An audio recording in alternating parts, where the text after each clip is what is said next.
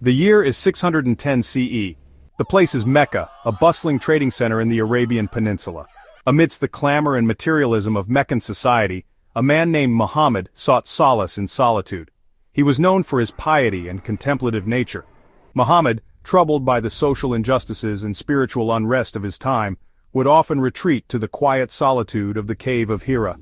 This small cave, located on Mount Nur, provided a sanctuary for reflection and prayer. It was here, in this isolated and austere setting, that Muhammad would encounter the divine in a life-altering experience. Muhammad's yearning for a deeper understanding of God and a just way of life led him to these periods of introspection. Little did he know that his retreat to Hira would mark a turning point in history. The world was on the cusp of receiving a revelation that would profoundly impact billions of lives across the centuries to come. The Arabian Peninsula in the 7th century was a land marked by stark contrasts. Tribalism was paramount, with loyalty to one's clan taking precedence over broader social unity. Mecca in particular was a center of trade and pilgrimage, drawing merchants and travelers from far and wide. Yet beneath the veneer of prosperity lay deep-seated social ills. Idolatry was widespread, with numerous gods and deities competing for the people's allegiance. Exploitation of the poor and vulnerable was rampant. Women were often relegated to the margins of society, their rights limited and voices silenced. Into this world, steeped in spiritual confusion and social injustice, Muhammad's message would arrive like a beacon of hope. Muhammad, deeply troubled by the moral decay he witnessed around him, felt a profound sense of responsibility for his community. He yearned for a way to alleviate their suffering and guide them towards a more just and equitable way of life.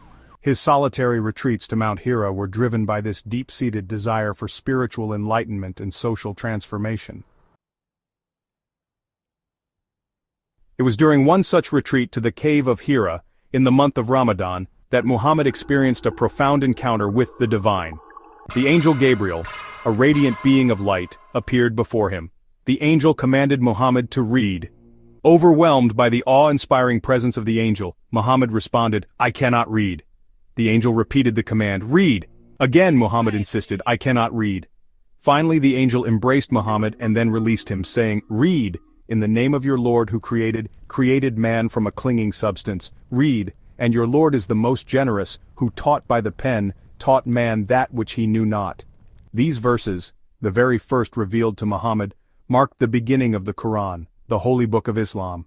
They emphasize the paramount importance of knowledge, learning, and divine guidance in the life of every human being.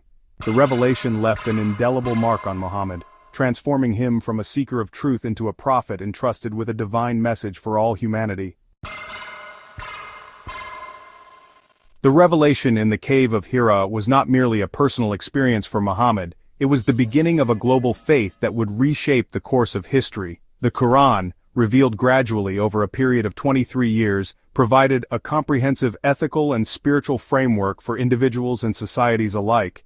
At the heart of the Qur'an's message was a call to believe in the one God, Allah, the creator and sustainer of all that exists.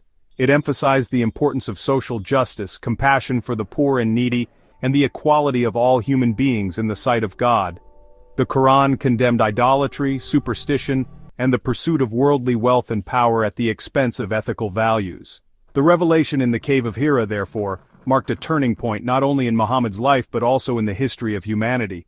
It heralded the birth of a new faith, Islam, which would spread rapidly throughout the Arabian Peninsula and beyond, carrying its message of monotheism, social justice, and spiritual enlightenment to distant corners of the globe.